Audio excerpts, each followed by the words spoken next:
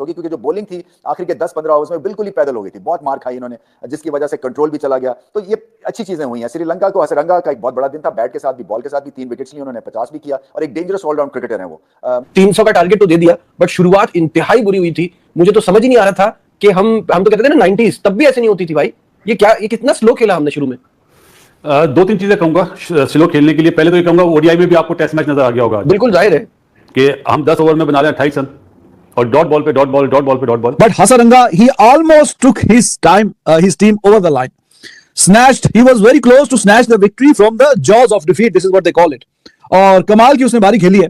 थोड़ी सी सपोर्ट अगर मिलती, अगर तिक्षाना जिस तरह का भी खेला आखिरी में 1-2 चौके मार दिए, उस तरह की सपोर्ट अगर वो दिखाता तो यू नेवर नो। इतना क्लोज मैच वो ले जाने में कामयाब हो गया हसरंगा, और पता नहीं 2-3 सालों के बाद उसने जाके ओडीआई में 50 किया। बड़ी शानदार बेहतरीन बारी उसने खेली है। और यहाँ पे जैसे मैंने आपसे बात कही थी कि जो टीमें यहाँ पे चेस करना पसंद करती हैं, क्यों? क्योंकि एक तो बीच में ड्यू का फैक्टर आ सकता है, और ग्राउंड छोटा है, आउटफील्ड फास्ट है, और अगर थोड़ी सी भी ड्यू आ गई, गेंद बल्ले पे भी अच्छा आता है, और फिर जाहिर है कि जब शॉट लगती है तो उसकी स्पीड में भी इजाफा हो जाता है। करें तो साइम अयूब के आउट होने के बाद 21 बॉल के बाद पहला रन पाकिस्तान का हुआ था, और अब 83 इनिंग्स हो चुकी हैं बाबर आजम की कि उनके बल्ले से सो नहीं आ रहा। बुरा लगता है वैसे अगर एक टेलेंडर के हाथों आप ये 299 क्या 300 रन का स्कोर करवा जाते, और वो भी स्पेशली जब मिडिल ओवर्स के अंदर पाकिस्तान ने अच्छा खासा कमबैक कर लिया है। पहले बैटिंग में बाबर, फखर, साइम, रिजवान, अल्लाह माफ करे, इतनी बुरी बैटिंग, इतनी स्नूज फेस्ट, इतना लेजी फेस्ट उन लोगों ने लगाया, और फिर उसके बाद सलमान अली आगा की सेंचुरी आई, हुसैन तलत का बड़ा जबरदस्त पार्टनरशिप साथ लगाया उसने।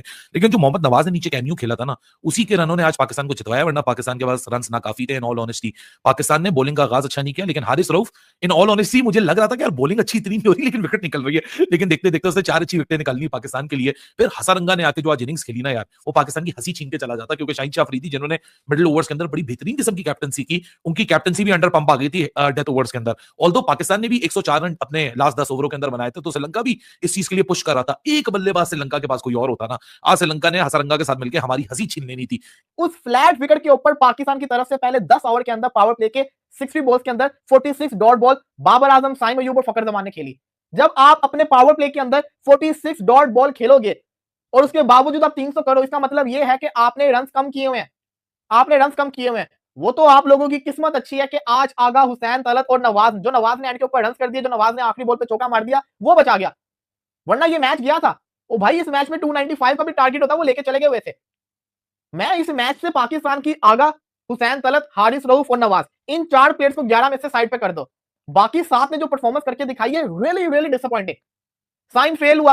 फकर जमान के ऊपर सवाल उठते हैं कि फकर जमान को हो क्या गया ना। फकर जमान की बैटिंग वैसी रही है, और फकर जमान स्लो भी खेलने लग गया। फकर जमान ऐसा प्लेयर नहीं था जो बन चुका हुआ है यार। आप खुद सोचो, पाकिस्तान ने 46 डॉट बॉल खेले पावर प्ले के अंदर, और फकर जमान का इसमें बहुत बड़ा हाथ है, क्योंकि वो ओपनर था। ये क्या मजाक था। फिर उसके बाद बाबर आजम आता है, फकर आउट होता है। बाबर आजम को मैं क्या बोलूं, इससे ज्यादा फ्लैट विकेट और क्या चाहिए भाई, और कितनी फ्लैट विकेट चाहिए। ये रन करने की जगह थी। आगा के अंदर बाबर की रूह चली गई है। आगा जब कर सकता है तो बाबर क्यों नहीं कर सकता? हुसैन तलत जो कर सकता है तो बाबर क्यों नहीं कर सकता? यहां पे बाबर आजम को बड़ा बड़ा सुनहरी मौका था, लेकिन हर मैच में मौका होता है। बात यह कि परफॉर्मेंस कब आएगी। हाँ, पाकिस्तान मैच जीता, आप समझ रहे होगे कि यार ये तो जीत के ऊपर भी क्रिटिसाइज कर रहा है। तो भाई गलतियां तो नजर आ रही है ना। जीते बिल्कुल जीते, लेकिन ये जो गलतियां अगर ऐसी चलती रही तो किसी दिन बड़ा मैच हार जाएंगे तो बायलैटरल है। क्या हाल है बहराम? सर्वाइव कर गए, बहुत क्लोज कॉल रह गई यार। 6 रन का डिफरेंस इतना बड़ा डिफरेंस नहीं है।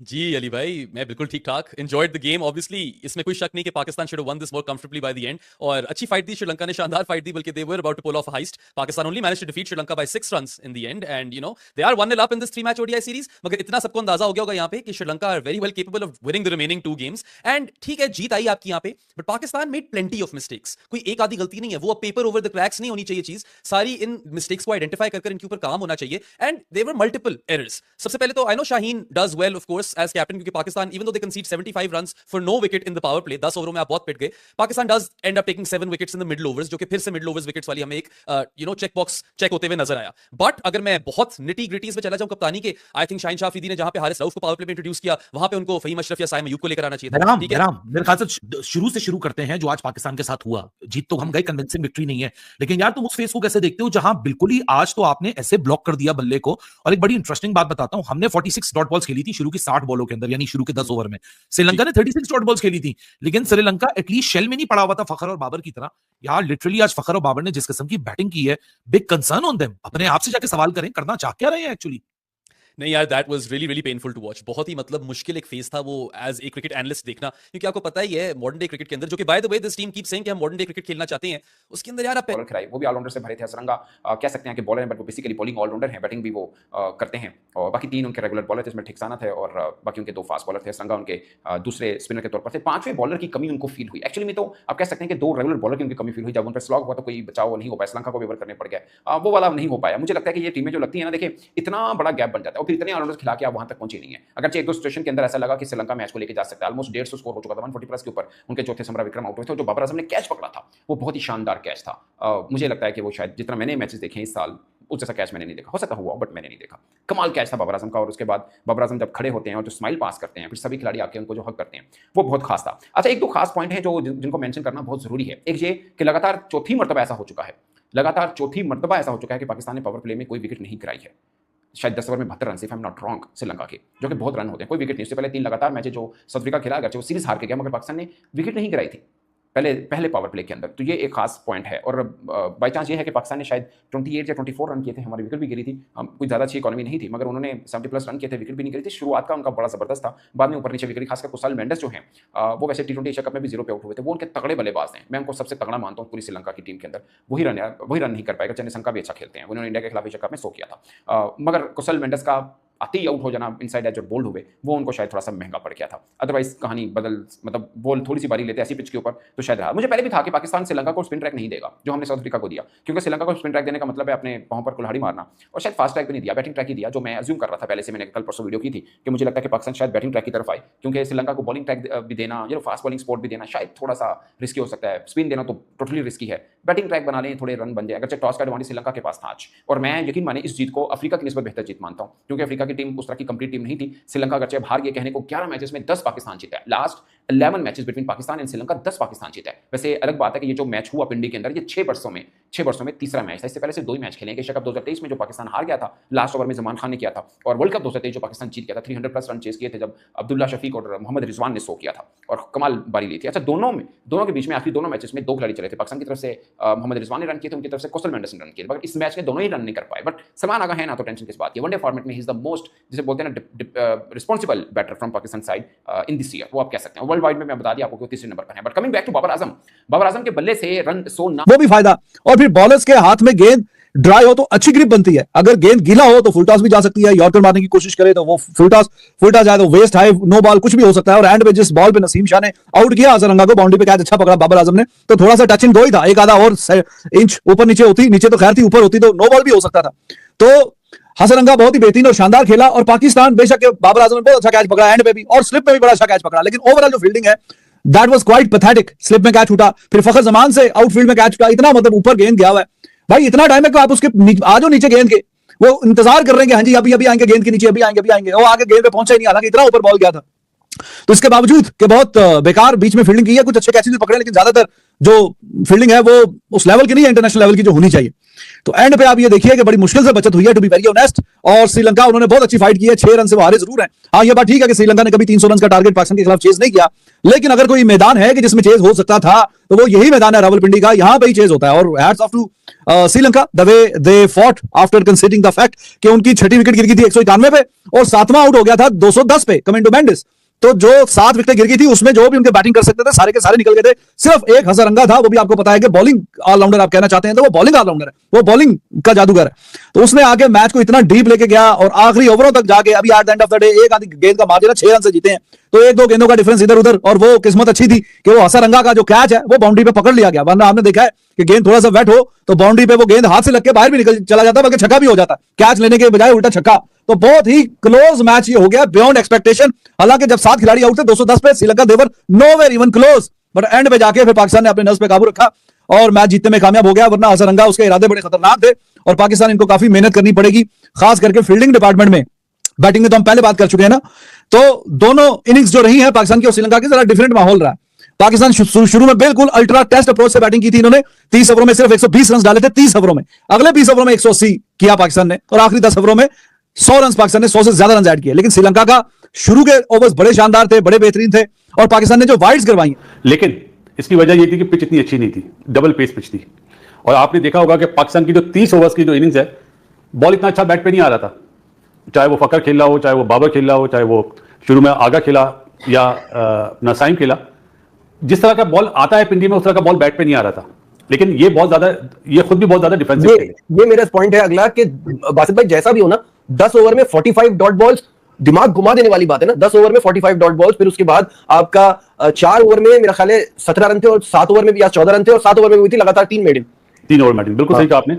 लास्ट 2 ओवर में तो बाबर ने एक चौका मारा, उसको ठीक शाना को 28 रन बने, अदरवाइज तो लग रहा था शायद 24 भी नहीं बनेंगे। बिल्कुल सही कह रहे हैं। तो लेकिन ये मैच हुआ बराबर है। बहुत सारे पॉइंट ऑफ व्यू से अगर आप देखें, लास्ट 10 ओवर में हमने बनाए 104 रन, लास्ट 20 ओवर में बनाए 180 रन। उसके बाद अगर आप देखेंगे उन्होंने 10 ओवर में बनाए 75 रन, कोई आउट नहीं था। हमने कितना खराब खेला शुरू में बिकॉज ऑफ द पिच, उन्होंने बहुत अच्छा खेला बिकॉज ऑफ द लाइट्स। जब लाइट्स ऑन हुई तो आपने देखा अपना आगा भी अच्छा खेला, आसिफ याकूब भी अच्छा खेला। अब मैं आसिफ याकूब या बासित भाई आपसे मैं चाहूंगा आप अपना चश्मा उन्हें गिफ्ट करें। बहुत बड़ा फेवर दिया उसने, बहुत बड़ा फेवर मतलब मुझे एक बात बताइए, taking nothing away from the partnership जो हुसैन तलत और आगा की हुई, बहुत जबरदस्त पार्टनरशिप है, हमें मैच में वापस लेकर आई। लेकिन एलबीडब्ल्यू मतलब ऐसा प्लम यार कि मतलब कोई बात ही ना समझ में आए। नजीब, बात फिल्म की नहीं है, बात ये भी कि रिव्यू भी नहीं था। उन्होंने दोनों अपने रिव्यू जाया कर दिए। पहला तो उन्होंने शुरू में कर दिया था, बिल्कुल स्टार्ट होती वो दूसरी में थोड़ी देर बाद हाँ बॉलर पे कर दिया था, फर्नांडो पे। लेकिन वो हैरत है, आसिफ याकूब की बड़ी अच्छी रेपुटेशन है, बड़ा अच्छा एम्पायर है, उससे ये मिस जजमेंट कैसे हो गई? वो टर्निंग पॉइंट था पाकिस्तान की बैटिंग में। जो पार्टनरशिप हुई ना 138 की, 0 पे था हुसैन तलत, 0 पे था। उसके बाद वो बहुत अच्छा खेला, लेकिन बात वही, वो स्पिनर पे अच्छा खेलता है, फास्ट बॉलर पे मतलब मैं पर्सनली ये तो आप पीएसएल के जमाने से हमें बता रहे हैं कि और वो पार्टनरशिप के बाद जिस वे में यार, अगर तारीफ सलमान अली आगा की आज ना करें, दूसरा सवाल उसका नंबर 5 पे जाके या खूब खेला 87 बॉल में जो कोई छक्का नहीं, 9 चौके। उसने मतलब एक चीज बताई कि आपको किस तरह रन बनाने, किस तरह रन चुराने और कहां पे अटैक करना है, कहां पे उसको फील्ड प्लेसमेंट का बड़ा अच्छा आइडिया था। जहां उसने ऊंचे शॉट मारे वहां पे कोई फील्डर नहीं था, गैप्स में खेले। इसको मैं कहता हूं अवेयरनेस। ये चीज शोएब मलिक में बहुत थी, बिल्कुल ऐसे शोएब मलिक वो उसको भी बहुत अवेयरनेस थी। और फिर बाद में नवाज ने जो बैटिंग करी है आखिरी बाबर आए हैं। देखिए यार, आप इंटरनेशनल क्रिकेट इतने अरसे से खेली पाकिस्तान की टीम आ थोड़े तो कोच ਤੁਹਾਨੂੰ ਤੇ ਕਿਹਾ ਸੀ ਉਹਨਾਂ ਨੇ ਕਿ ये तो गूगली बॉलर है, तो जो उन्होंने 10 भी देता है कि गूगली बॉलर है, फिर भी तो गूगली नहीं पिक हो रही होती। ठीक है, अब श्रीलंका के अगेंस्ट ही सवाल किया था मैंने, रिजवान की भी वो सॉरी बाबर को भी गूगली नहीं पिक हुई। उससे पहले फखर ने भी निकल के मारी है, तो उसको भी नहीं पता कि गेंद बाहर निकलनी है और इतनी दूर रह गया बॉल, तो ऐसा लगा जैसे बॉलर को पता था कि इसने निकल के मारनी है, तो उसने हाथ बिल्कुल ही खींच लिया। सो आई थिंक इतना आप प्रेडिक्टेबल हो जाएं playing against spinners, I think that is very very worrisome. आप यार अगर आप देखें बाहर वाला गेंद आपको बीट होने का चांस है ना, तो आप अंदर आने वाला गेंद समझ के खेलें। ठीक है, फिर आप क्योंकि आपकी अंडरस्टैंडिंग तो यही है कि वो गूगली बॉलर है, फिर भी तड़को गूगली नहीं पड़ी जा रही। ये बेसिकली एक फिंगर बॉलर है, ये लेग स्पिनर वाली गूगली नहीं करता, ये करता है फिंगर बॉलिंग। और जब आप फिंगर को उल्टा करते हैं, वो जिस बच्चे ने टेप टेनिस खेली है उसको पता है कि सीधी फिंगर बाहर निकलती है और साइड से कराओ तो बॉल अंदर आती है। लेकिन नहीं पता चल रहा, तो इनको नहीं पता चल रहा।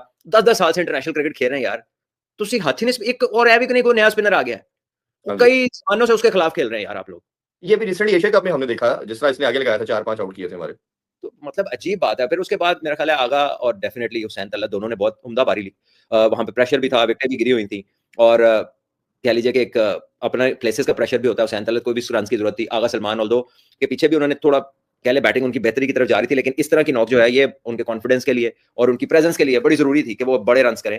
और हमने देखा कि टेस्ट और वनडे क्रिकेट में वो एट ईज नजर आते हैं। वो उस तरह कह लें कि वो रिलेट करती है, उनकी जो गेम है वो रिलेट करती है इन फॉर्मेट्स के साथ। मेरा ख्याल है उसने बहुत आला बारी ली, बड़ा अच्छा पेस किया उन्होंने इनिंग्स को। थोड़ी सा टाइम लेने के बाद उन्होंने बाउंड्री बॉलों को बाउंड्रियां मारी हैं। ऐसा नहीं हुआ कि वो बिल्कुल ही फंस गए हैं और उन्होंने जो है वो काउंटर अटैक जहां जहां कर सकते थे वहां किया है उसने। तो ये सारी जो एट्रीब्यूट्स हैं बड़ी अच्छी थी उस पार्टनरशिप की, और स्ट्राइक रोटेशन भी उन्होंने अच्छी की और दोनों ने अच्छे टाइम में रन किए। इन द एंड उसका 100 से ज्यादा का स्ट्राइक रेट था सलमान अली आगा का, और साथ में हुसैन तलत भी अच्छे टाइम में उन्होंने रन किए। और बाद में आके नवाज ने भी जिस तरह इनिंग्स को फिनिश किया, नवाज भी बड़े अरसे से बड़ी अच्छी फॉर्म में है। तो आई थिंक कि पाकिस्तान ने शायद मिडवे ऐसा लगा होगा कि यार कहीं फंस ना जाए, लेकिन इस पार्टनरशिप की वजह से और जिस तरह नवाज ने बैटिंग की पाकिस्तान 300 तक पहुंच गया। आई बिलीव के towards the death bowling Sri Lanka के जो सीमर्स थे वो बड़ी उन्होंने हैपहैजर्ड किस्म की बॉलिंग की। कोई फुल टॉस, कोई टांग से बाहर, कोई ऑफ से बाहर, कोई मुंह में, कोई पीछे। मतलब उनका भी लग रहा था कि प्लान जो भी होगा, प्लान कोई तो होगा, लेकिन वो भी साढ़े वाला मसला एग्जीक्यूट नहीं हो रहा। वो चीज नजर आ रही थी। और हालांकि ये था कि अगर वो एक विकेट भी और लेते तो ऑलराउंडर्स पे बात आ जानी थी, लेकिन they were unable to do so. Credit to the batters Hussain Talat and Salman Ali Agha. Basically तो इन दोनों ने ये सारा टोटल आपको और प्लेटफॉर्म सेट करके दिया और फिर नवाज ने फिनिश किया। और उसके बाद आई थिंक हारिस रऊफी थे जो बेसिकली आपको मैच में ले आए, पूरा टॉप ऑर्डर को रन थ्रू कर गए, बैक टू बैक विकेट लेके, और वहीं से ब्रेक उनकी लग गई। मेरा ख्याल है कंसर्न तो ये है कि ये मैच इतनी दूर तक जाने नहीं चाहिए था। अगर ये दो पार्टनरशिप ने पाकिस्तान को बहुत अच्छा टारगेट दे दिया था। और उसके बाद आप देखोगे वही बात कि 10 ओवर में 75 नजीब कोई आउट नहीं, उन्होंने फिटा मारा है, स्पेशली वो जो बच्चा मिशारा खेला है, डेब्यू था उसका, खूब खेला वो। उनका मैच खराब करा कप्तान श्रीलंका ने, वो भी बिल्कुल फकर की तरह और बाबर की तरह खेला, लेकिन बाबर के टाइम पे, फकर के टाइम पे पिच खराब थी यार। लेकिन मुझे एक बात बताइए ना, इस कैलिबर का बैटर और बैट और पैड में इतना गैप किसका? बाबर का बोल रहा हूं मैं। ये आप बाबर को ना बोले ना, आप तो माइक हैसन को बोले जिसने बोला हाथ देख के नहीं खेलना। तीनों गुगली पे आउट हुए, फकर को देखो स्टंप, रिजवान को देखो एलबीडब्ल्यू और बाबर को देखो डंडा, तो गुगली नहीं हुई। हैरत है, बाबर के तो बहुत थोड़ा गैप था। मेरा ख्याल है उसने आज अपना गेम चेंज करा था बाबर ने ना, फकर ने भी और बाबर ने भी, कि हम ठक्कर लगाएं और एंड में मारेंगे। परमजीत सिंह कह रहे हैं, हेलो बासित सर, नजीब भाई, कामी भाई कहाँ है? कामी भाई थोड़ा सा बिजी है। कैसा देखते हैं पाकिस्तानी ओपनर को सराब? हम अभी उसी पे बात कर रहे थे कि बहुत स्लो खेले और बासित भाई भी मुश्किल थी, ओवरऑल खराब खेले। हाँ, ओवरऑल मतलब ऐसा खेलते नहीं है ना, साइम ऐसा खेलता है ना फकर खेलता है। चलो बाबर के लिए तो हम बोल सकते हैं कि वो टाइम लेता है, लेकिन पिच इतना अच्छा नहीं था जितना दूसरी बारी में जब लाइट्स ऑन हुई ना। तो वही बात परमजीत साहब, हम यही बात कर रहे थे कि इतना खराब मैंने फकर को कभी खेलते हुए नहीं दिखा।